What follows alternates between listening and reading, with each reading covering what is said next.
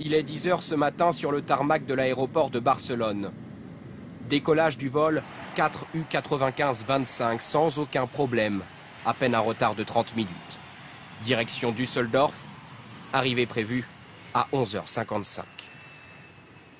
Très vite, l'A320 atteint son rythme de croisière. À 10h31 au survol de Toulon, altitude 11 575 mètres, vitesse 900 km/h. La trajectoire et les paramètres sont identiques au vol de la veille réalisé par un autre avion de la même compagnie. Tout est parfaitement normal, c'est ce qu'indiquent les données émises par l'avion et reçues en temps réel, d'abord par l'aéroport de Pise en Italie, puis celui de Cannes-Mandelieu.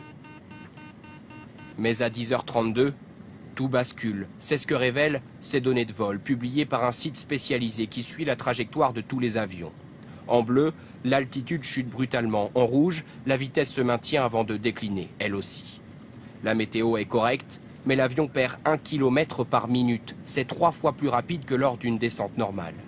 À 10h39, l'altitude est de 2667 mètres, en dessous de certains sommets du massif des Trois Évêchés. Et pourtant, pendant la descente, l'avion n'aurait émis aucun message d'alerte, contrairement à ce qu'avait indiqué ce matin la Direction générale de l'aviation civile. C'est en fait un contrôleur aérien qui déclenche l'état de détresse, car l'avion perd le contact radio, probablement juste après s'être écrasé. L'exploitation des boîtes noires permettra-t-elle de répondre à toutes les questions? C'est ce qu'espèrent les enquêteurs.